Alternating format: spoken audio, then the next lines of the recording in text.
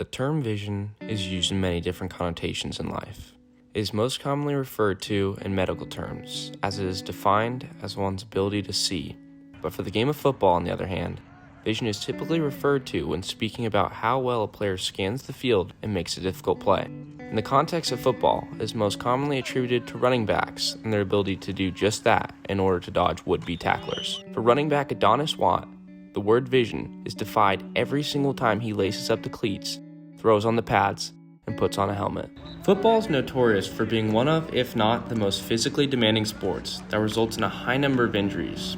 So as you can imagine, Adonis had to ask for permission from his parents before he could take the field and live out his passion. I was 5 at the time.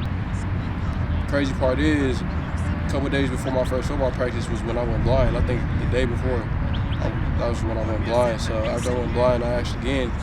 It took them like 2 years to say yes, and even when they did say yes, they put me in flag for the first year. The morning we got his cleats was also the day that he lost his vision. He never got to play in those cleats. I let him play flag football 2 years later. Adonis is extremely hardworking and has been praised countless times by his coaching staff. Adonis is a kid that he gives 100% effort all the time, and then some. Honestly, he's here first, he leaves the weight room last, and he just puts in a tremendous amount of work.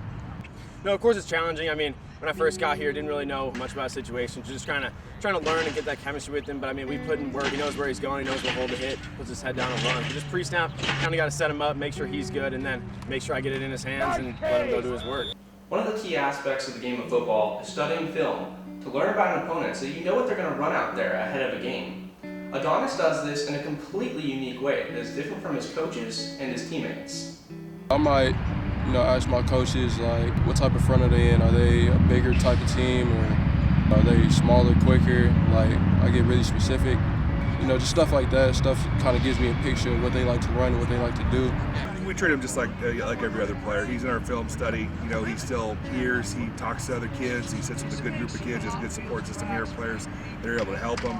The coaches can help describe it, to help him visualize it. Yeah, he does have some limitations. He can't see the film, but we do our best to help. Adonis has made many fun memories throughout his time at Brophy, but one sticks out among the rest. My favorite memory would be my sophomore year against Alhambra. We was on the 2-yard line, I think, and coach called me in, got the ball, I scored. That was my first varsity touchdown. Vision loss is not a disability, it's a diagnosis. It means he does things differently, and I'm so proud of him because he will never give up. He will never give up. I definitely want to play D1, but that's not where I'm planning to stop. I'm trying to go to the NFL. I don't want to just make it, I want to thrive in it. After speaking with Adonis and getting to know him, I learned very quickly that there is nothing that can stop him from doing what he loves. Parker Dunn for Cronkite Sports.